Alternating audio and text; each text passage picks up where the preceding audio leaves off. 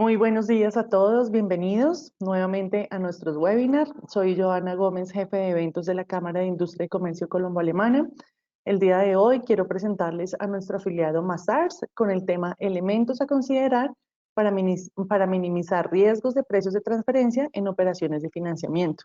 Nos acompaña la profesional Iris Dávila, gerente senior de precios de transferencia.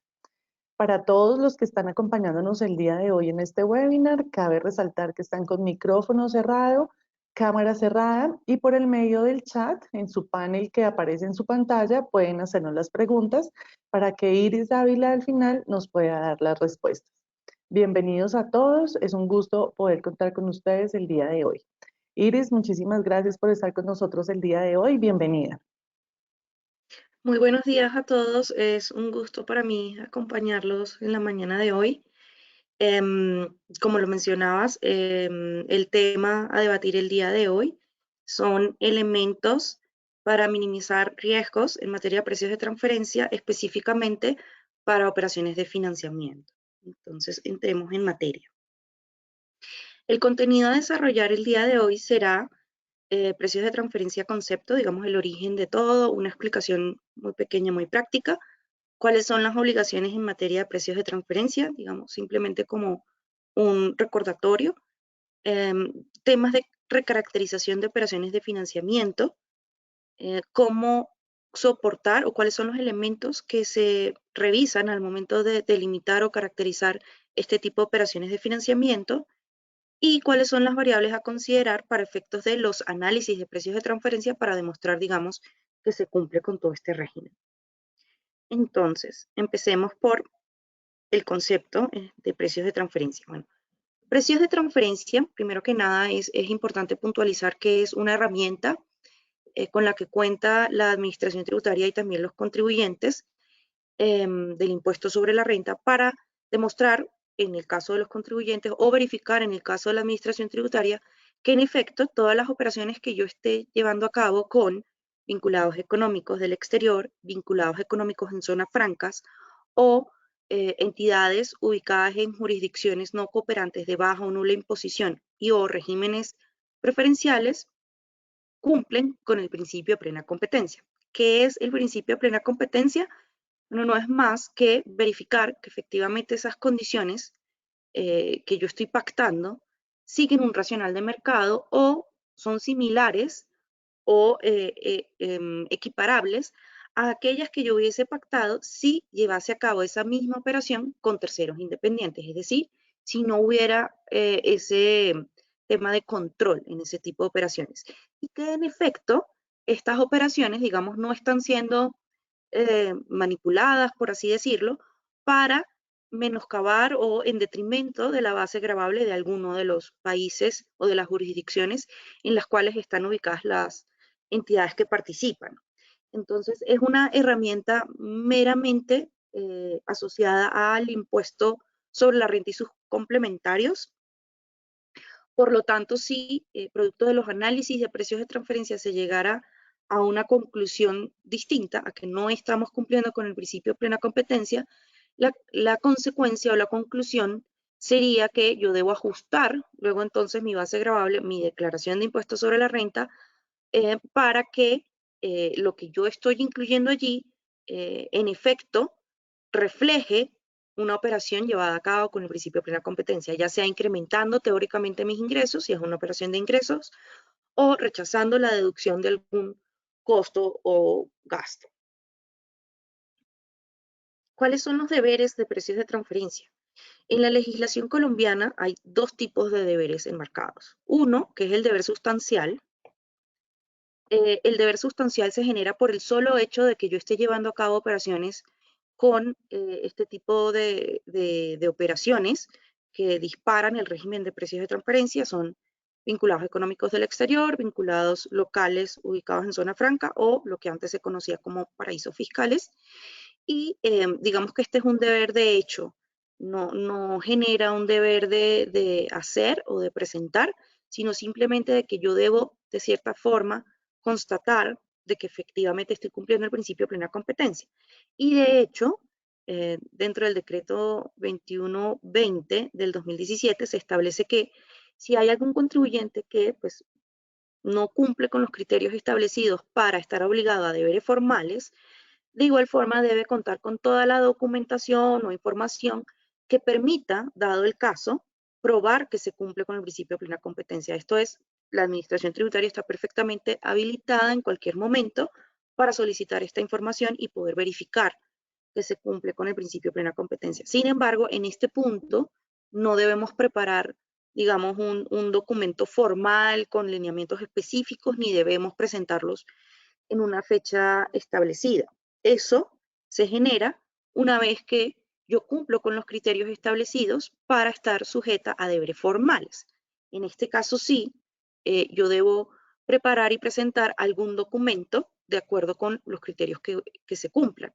Los deberes formales que están enmarcados en la legislación en Colombia son la declaración informativa, la documentación comprobatoria, que están compuestas por el informe local y el informe maestro, el reporte país por país o la notificación reporte país por país, para verificar si es que algún contribuyente del impuesto sobre la renta en Colombia que tenga operaciones sujetas al régimen de precios de transferencia debe cumplir con algunos de estos deberes formales. Se deben verificar algunos topes establecidos, algunos criterios, más que todo asociados a si efectivamente cumplo con un tope en ingresos brutos, en patrimonio bruto, si lleve a cabo operaciones con jurisdicciones ubicadas, perdón, con entidades ubicadas en jurisdicciones no cooperantes de baja o nula imposición o regímenes preferenciales, y cuál es el volumen de dichas operaciones.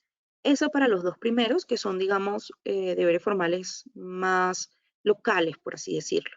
Ya en el reporte país por país, los criterios que se deben evaluar están más asociados a los ingresos consolidados que se obtienen por la casa matriz, dónde está ubicada la casa matriz, si la casa matriz efectivamente cumple con esto, si yo tengo, si la jurisdicción en la que está la casa matriz y el que está el contribuyente, en este caso Colombia, suscribieron un acuerdo para compartir este tipo de información y demás.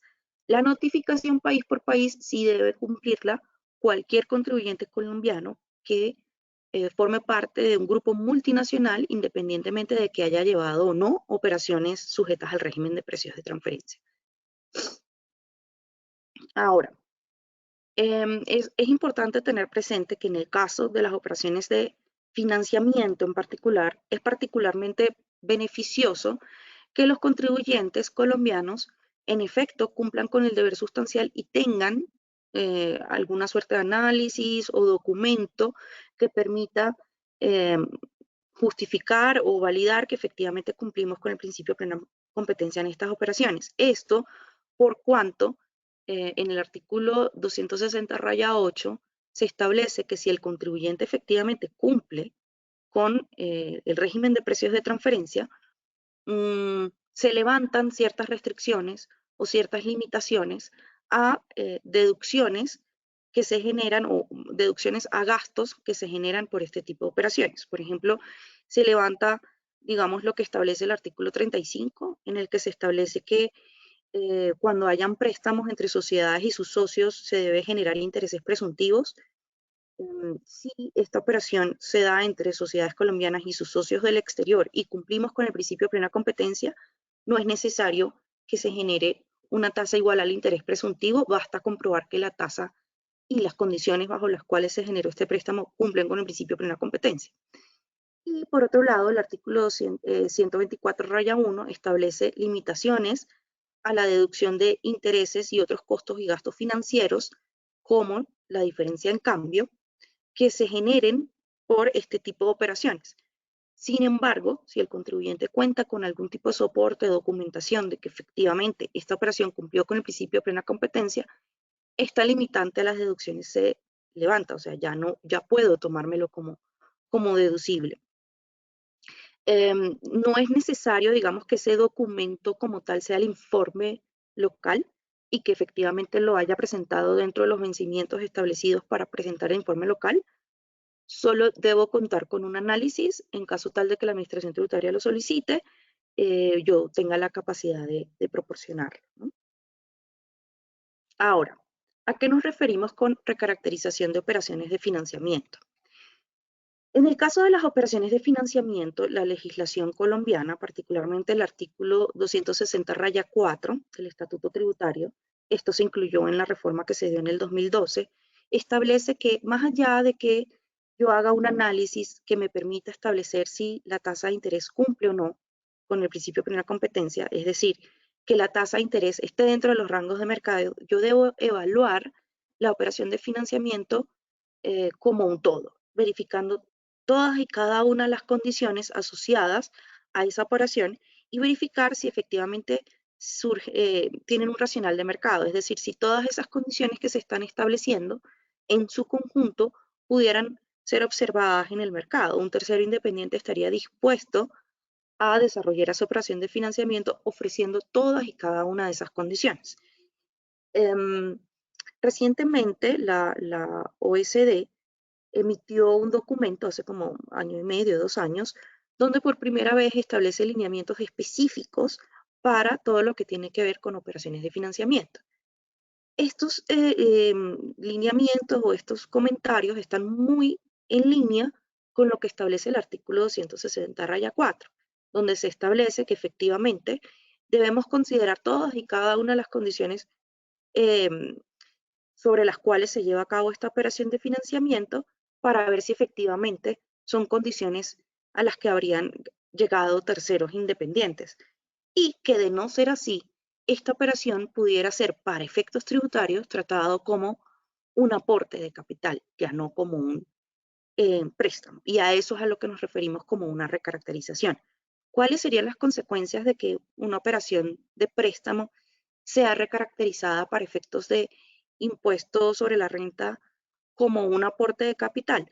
Bueno, ya los intereses no serían considerados como deducibles y, perdón, el monto del capital debería ser considerado como un mayor valor del patrimonio, ya no como un pasivo, ¿sí?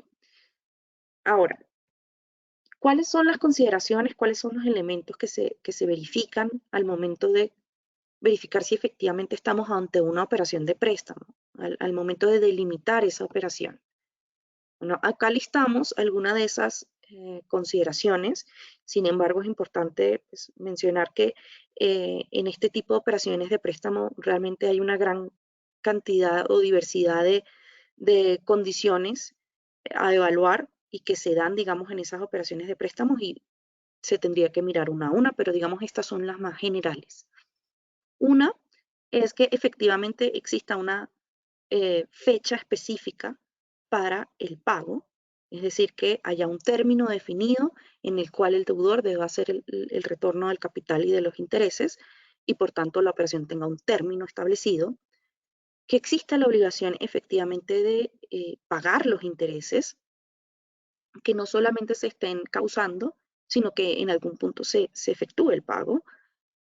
El derecho del prestamista a exigir el pago del principal y los intereses, que eso esté claramente estipulado. ¿Cuál es el uso de los fondos obtenidos por parte del deudor? Si es que el deudor necesita esos recursos para hacer alguna inversión en alguna expansión de su planta, propiedad y equipos, si va a hacer algún lanzamiento de una nueva línea de negocios, o si lo necesita, digamos, para cubrir algún tema específico de liquidez en el corto plazo. La existencia de pactos financieros o garantías, es decir, que efectivamente haya algún tipo de garantía de que si por alguna razón el vinculado económico pueda caer en impago, el vinculado que presta pueda de alguna forma recuperar esos recursos. La capacidad del deudor para efectuar los pagos en las condiciones pactadas, es decir, no solamente que efectivamente pueda hacer el pago, sino que efectivamente de acuerdo con mis proyecciones financieras en ese momento yo pueda efectivamente estimar que si yo tengo un préstamo a un plazo de 3 años, en 3 años efectivamente yo voy a poder hacer el pago del capital o si los intereses son pagaderos trimestralmente, pues durante ese plazo de los 3 años yo trimestralmente voy a tener el flujo de caja para honrar esa obligación. Claro está, estos son estimaciones basadas en proyecciones y demás. No quiere decir que el vinculado económico esté obligado y que no se pueda dar el caso en que pueda caer en mora, quizás en algún momento en el pago de los intereses trimestrales, o que efectivamente en algún punto se determine la necesidad de reestructurar la operación para cambiar los términos. La capacidad del deudor para renegociar los pagos y las condiciones pactadas en caso de no estar en capacidad de cumplirlas, pues precisamente, digamos, esto se desprende de lo anterior y es en caso tal de que efectivamente en algún punto yo determine no puedo en este momento cumplir con las condiciones pactadas, el hecho de que se acerque entonces al deudor y hagan alguna renegociación de los términos y con base en eso pues se evalúe nuevamente todas las condiciones. La capacidad del prestamista para indicar la fuente de los recursos prestados, si se dan por un exceso de flujo de caja o si debió salir al mercado y endeudarse con un tercero independiente. Eh, Esto es muy importante en dos vías. Uno, precisamente de dónde vienen los recursos va a determinar también cómo debe hacerse el análisis.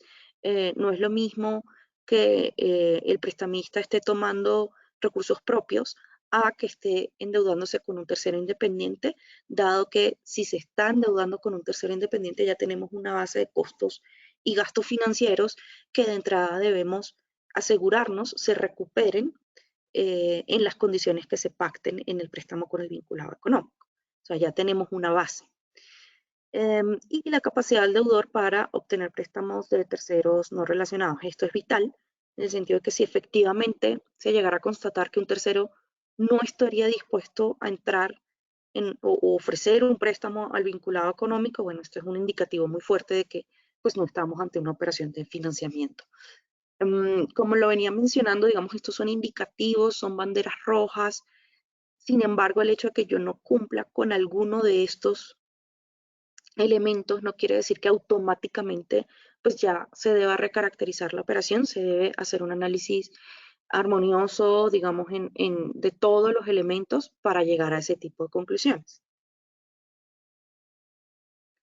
Ahora, ¿cuáles son las variables a considerar en los análisis de precios de transferencia? Los análisis de precios de transferencia de las operaciones de financiamiento siguen de fondo o de base el mismo racional de los análisis de precios de transferencia para cualquier otro tipo de operación. Es decir, para yo hacer este tipo de análisis, yo debo entrar a identificar y analizar cuáles son los términos contractuales de las transacciones, cuáles son las funciones, activos y riesgos desarrollados por cada una de las partes en la operación, cuáles son las características de la operación, en este caso los instrumentos financieros, cuáles son las circunstancias económicas de las partes y del mercado, y cuáles son las estrategias de negocio de las partes. Ahora, dado la especificidad de las operaciones de financiamiento, la forma como esto se aplica es muy distinto, por ejemplo, a la forma como esto se aplica a la hora de desarrollar análisis asociados a operaciones de compra de inventario para distribución o compra de materia prima para manufactura o inclusive para operaciones de prestación de servicio. Vamos a ver ahora cómo se eh, lleva a la práctica, digamos, la verificación de cada uno de estos elementos específicamente en las operaciones de financiamiento. Entonces, para los términos contractuales de la transacción, generalmente miramos términos como, bueno, cuáles son las partes que se están involucrando, cuál es el prestamista, cuál es el deudor, cuál es el monto del capital involucrado, cuál es la tasa de interés que se está pactando, cuál es la moneda del capital, cuál es la fecha de acuerdo y cuál es la fecha de vencimiento. Esto para determinar el plazo, adicionalmente, de acuerdo con la fecha en la que se suscribe el acuerdo o en la fecha en la que se hace el desembolso de los recursos. Eso se toma, digamos, como momento de partida para evaluar las condiciones del mercado en ese momento. Esto considerando que pues yo cuando suscribo operaciones de préstamo pueden ser por mediano o largo plazo, digamos 5 años, y en el transcurso de esos 5 años, pues el mercado financiero va a ir variando, ¿no? De acuerdo a la situación económica, las situaciones que se den y que puedan tener un impacto significativo en el costo del capital, ¿no? Entonces, en ese momento nosotros lo que decimos es, bueno, un tercero independiente, al momento de suscribir este acuerdo, lo que va a hacer es mirar la información que tiene en ese momento. No podemos esperar a que ellos puedan predecir de manera inequívoca lo que va a suceder en el transcurso de ese tiempo. Que efectivamente exista la exigibilidad del pago, esto asociado, digamos, a los elementos para la delimitación de la operación, cuál es el uso que se le va a dar a los fondos, digamos, desde el punto de vista de riesgo, es distinto cuando se solicita un préstamo para invertir en una expansión de mi capacidad productiva, el lanzamiento de una nueva línea de negocios, a si yo estoy utilizando estos recursos para cubrir el capital de trabajo. Y si efectivamente existe alguna cláusula moratoria donde se establezca cuál sería el interés moratorio en caso tal de que por alguna razón el deudor pues no pueda hacer los pagos en las condiciones establecidas para los intereses. Ahora vamos a poner un ejemplo como para aterrizarlo un poquitito más a la práctica todo esto. Supongamos que la compañía A recibe de su vinculado económico, la compañía B, un préstamo por 8 millones de dólares. Ese préstamo se hizo hace 5 años y en ese momento se estableció que el término sería de un año. Es decir, el préstamo se llevó a cabo en el 2017 y se establecía que el término era de un año, es decir, que para el 2018 ya se debió haber hecho el pago de los intereses y el pago del capital. No obstante, evaluando esta operación, se verifica que el préstamo se ha venido renovando automáticamente, sin que se dé efectivamente, digamos, un proceso de renegociación o de reestructuración de las operaciones, de las condiciones. La tasa de interés pactada en ese momento fue del 3% anual y se mantiene. Y la calificación crediticia de la parte deudora, tanto al momento del desembolso como actualmente, es triple C. Y adicionalmente no se evidencia dentro de las proyecciones cercanas que haya alguna mejoría financiera para la compañía, lo que implica que efectivamente para el siguiente año probablemente no tenga la capacidad financiera para hacer el pago correspondiente del capital y de los intereses adeudados en ese año. Entonces, ante esta situación, digamos, cabe la pena evaluar, digamos, dos escenarios. Uno, el primer escenario, digamos, el más plano, es verificar si efectivamente al momento del análisis y al momento de caracterizar la operación o el término de la operación, yo debo considerar esta como una operación de financiamiento de solo un año o efectivamente, digamos, viendo lo que ha venido sucediendo a través de los años, yo pueda decir, no, bueno, realmente esta es una operación de mediano plazo y por tanto, al momento de evaluar mis comparables, yo debo considerar los términos de mediano o largo plazo. El otro punto, digamos, a evaluar, ya desde un punto de vista un poco más sustancial, sería si efectivamente estoy ante una operación de financiamiento. Esto porque, por cuanto, uno, al momento en el que se estructuró la operación, no había evidencia de que efectivamente pudiera honrar las condiciones que se estaban pactando. Dos, lo he venido renovando automáticamente a través de los años sin entrar a replantear cuáles serían las condiciones eh, nuevas o producto, pues, digamos, de esta nueva evaluación. Y tres, que efectivamente no hay eh, evidencia de que efectivamente en un futuro mediano o cercano la compañía pueda honrar pues, el pago de este capital y de estos intereses, por lo cual pues está esa pregunta abierta, ¿no? Si efectivamente estoy ante una operación de préstamo o si valdría la pena evaluar si es necesario hacer la recaracterización y para efectos de impuestos sobre la renta considerarlo como un aporte de capital. Ahora, en términos de las funciones, activos y riesgos. En este caso, digamos, el análisis funcional o la caracterización del perfil funcional se debe circunscribir a la operación de financiamiento como tal, ¿no? Entonces, acá, en términos de cuáles son las funciones ejecutadas, pues tanto por parte del prestamista como por parte del deudor será pues todos aquellos análisis financieros que permitan determinar cuáles son las condiciones óptimas, cuál es la condición óptima del deudor, digamos, cuál es el plazo, si la tasa de interés es una tasa de interés digamos, de mercado o si efectivamente si acude a un tercero independiente pudiera obtener una tasa de interés más baja.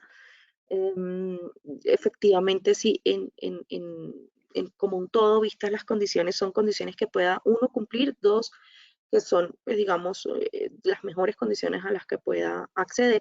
Y desde el punto de vista del prestamista, tendría que hacer un análisis, digamos, de cuál es el riesgo implícito en la transacción para verificar efectivamente cuál es la tasa de interés que debe incluir. Adicionalmente, si efectivamente los términos y condiciones son favorables, si efectivamente el término de la operación pueda no tener un impacto, o sea, qué tanto impacto pueda tener en su liquidez, por ejemplo, y pues algunas otras análisis. En términos del activo usado, bueno, aquí sí es muy plano, es el capital que está asociado a la operación. Y en términos de los riesgos, bueno, los principales riesgos a evaluar en una operación de financiamiento son pues el riesgo crediticio, el riesgo de que efectivamente el vinculado económico deudor no pueda efectivamente honrar los compromisos y pueda caer en default, y esto, digamos, está atado a cuál es la calificación crediticia que tiene el deudor y el riesgo de liquidez que pueda tener en el prestamista. Vamos a colocar un ejemplo nuevamente como para aterrizar un poco esto a la práctica, y es, consideremos que la empresa A le presta recursos a la empresa B.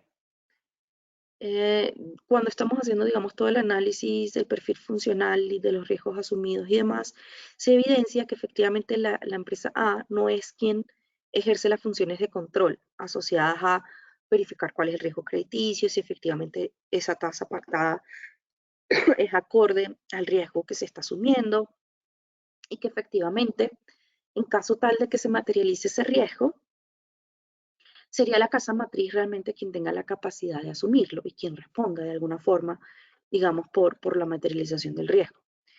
Entonces, en este caso, digamos, considerando que realmente son tres las empresas que están participando, la empresa A como prestamista, la empresa B como deudora y la empresa P, casa matriz, quien es la que efectivamente está desarrollando las funciones y asumiendo todos los riesgos asociados a la operación de financiamiento, cabría la pena analizar si es que la empresa A, deudora, debe ser remunerada con una tasa libre de riesgo, dado que ella no es la que está asumiendo los riesgos, y que el diferencial entre esa tasa libre de riesgo y la tasa aplicable considerando los riesgos asociados al deudor debe ser remunerado a la empresa P, quien es efectivamente quien está gestionando, asumiendo, controlando este tipo de riesgos.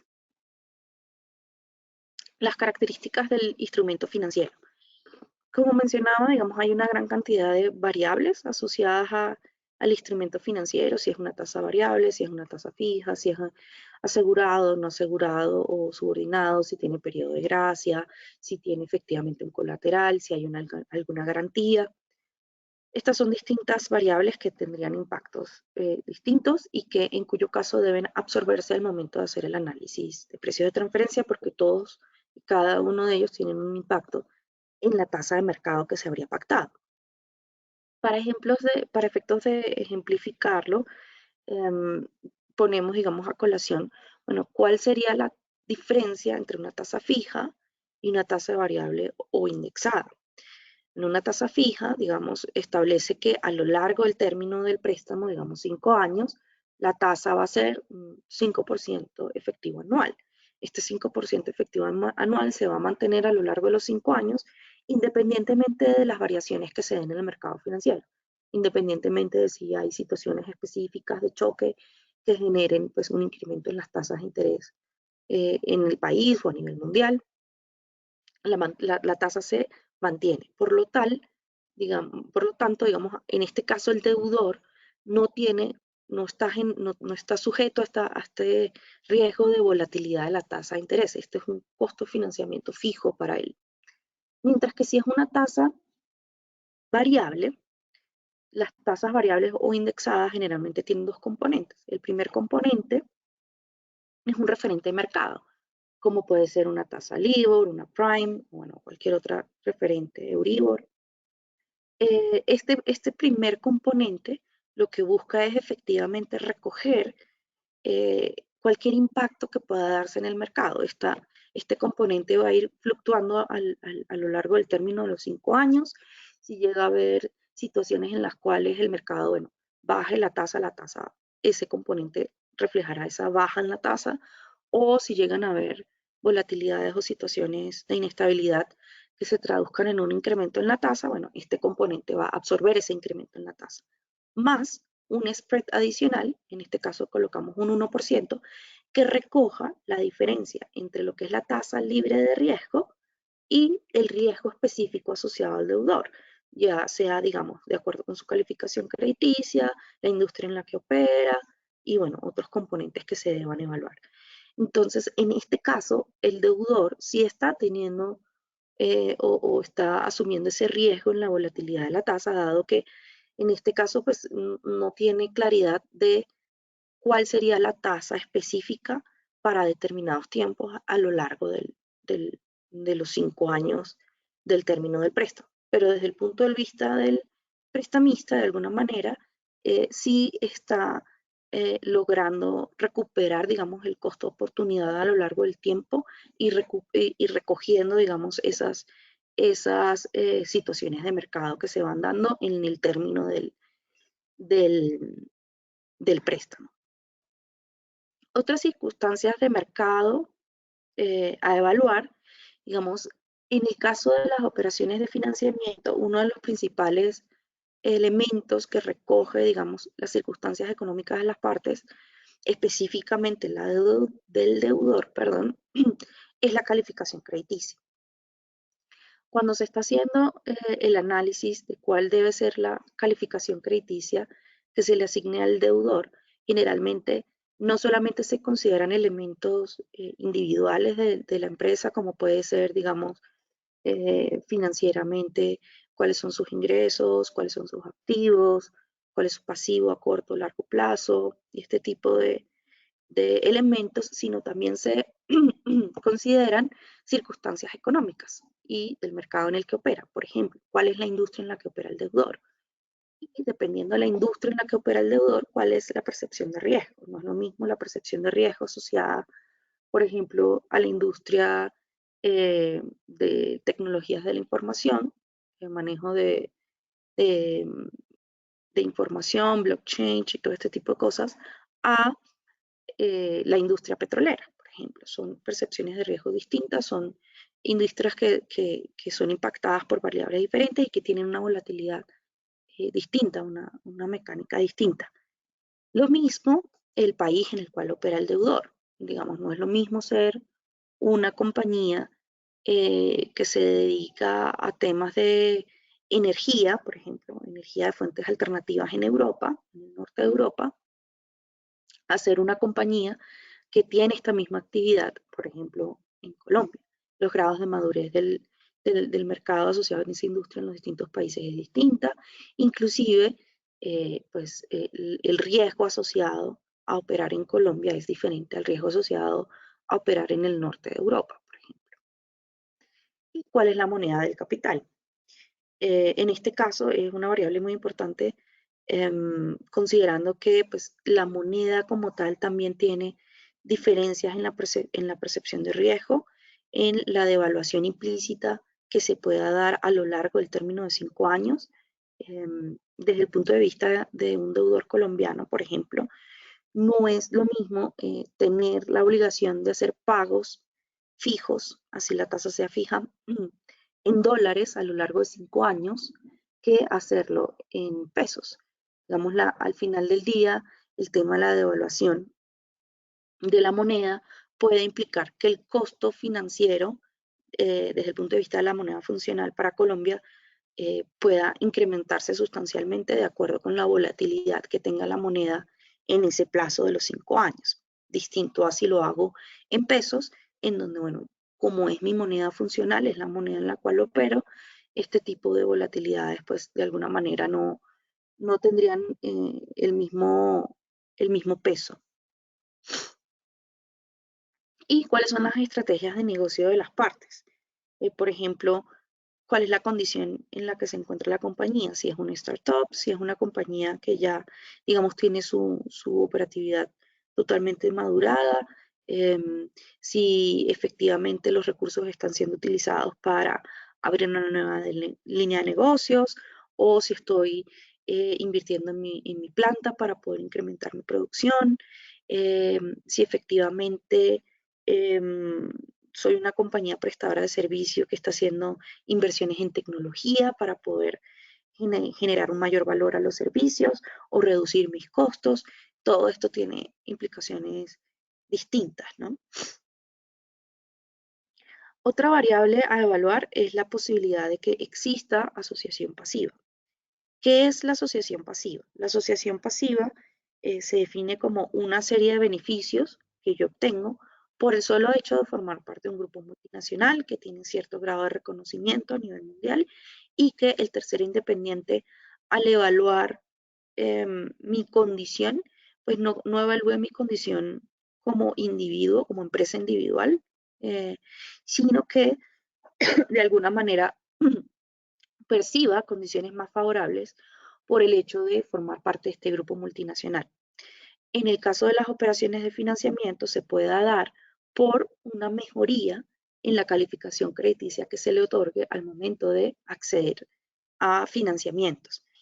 Es importante destacar que la asociación pasiva se da por el solo hecho de pertenecer al grupo multinacional. Esto quiere decir que no hay alguien dentro del grupo multinacional, algún funcionario o alguna entidad específica que esté desarrollando funciones o actividades o promoviendo que esta asociación pasiva se dé, que se esté cerciorando de que efectivamente yo puedo acceder a estos beneficios.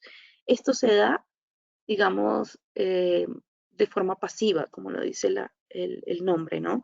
Simplemente por ser parte de ese grupo multinacional. Quiere decir que no es necesario que haya una garantía específica donde un vinculado económico se comprometa a respaldar al deudor.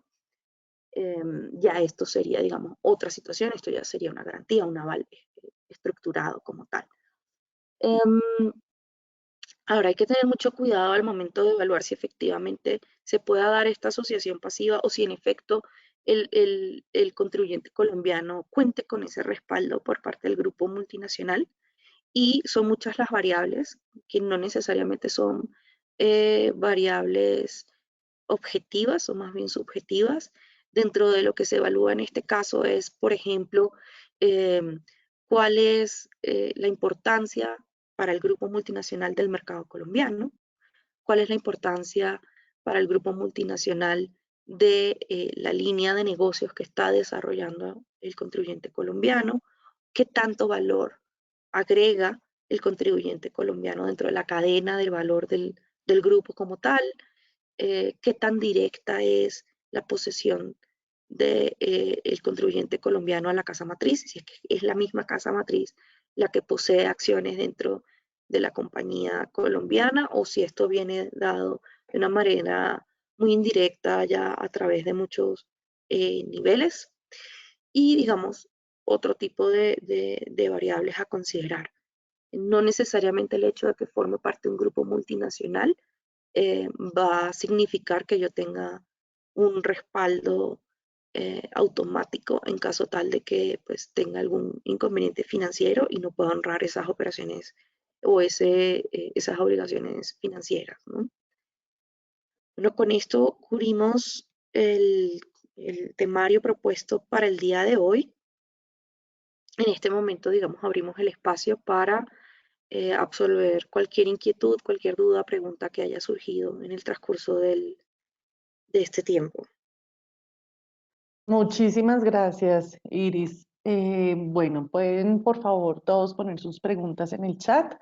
Mientras tanto, ya tenemos una. La Administración Tributaria ya ha hecho procesos de financiación sobre las variables de precios de transferencia.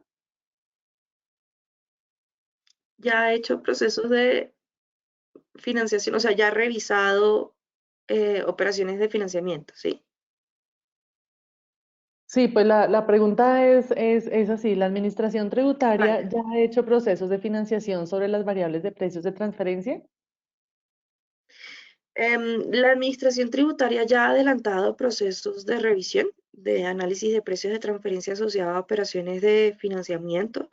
Efectivamente, ya, digamos, ha entrado a verificar efectivamente que se esté considerando la totalidad de las condiciones, no solamente el tema de la tasa de interés, sino también ha mostrado, pues, que se está haciendo revisiones a temas de cuál es la moneda, efectivamente si se está considerando el riesgo crediticio, si efectivamente se están evaluando temas como el país en el que se está desarrollando la operación y otras variables. Perfecto, Iris, gracias. Tenemos acá otra pregunta. ¿Qué opinas de los préstamos realizados de Colombia como prestamista al exterior sin pacto de intereses? ¿Cuáles son las recomendaciones?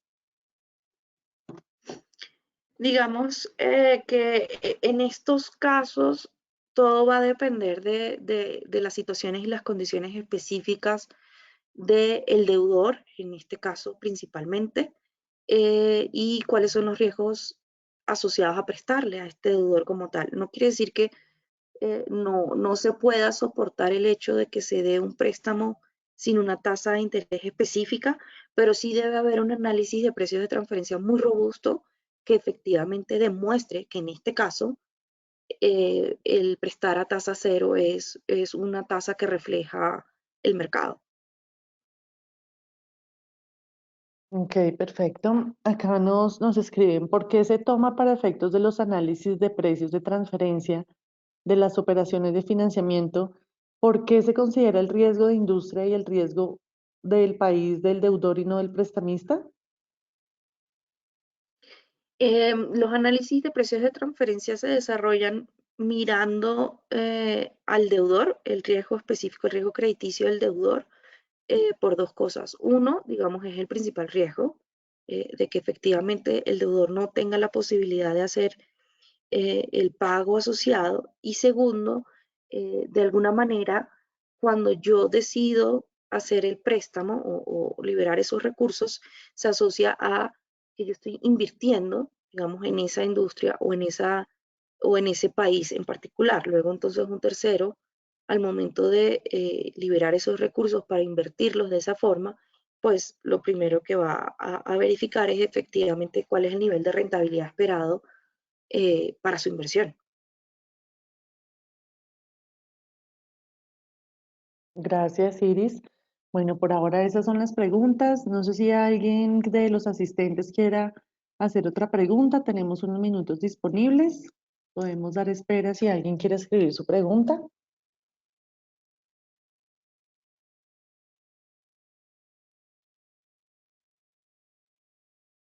Mientras tanto, Iris, no sé si tengas alguna otra cosa para poderles compartir a los asistentes. No, por ahora, digamos que ese es el desarrollo del temario como tal, en cuyo caso, digamos, si en algún momento surge alguna otra inquietud, ya después revisando el contenido o, bueno, en su día a día llega a surgir alguna otra inquietud o pregunta, pues estoy a completa disposición para pues, colaborarles en la forma en que pueda. Muchas gracias, Iris. Bueno, pues acá no estoy viendo más preguntas.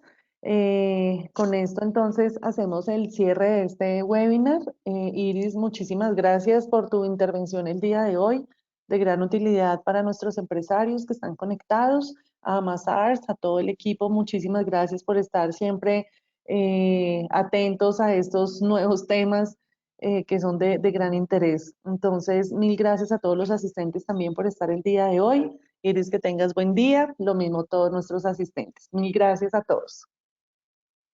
Muy buenos días a todos.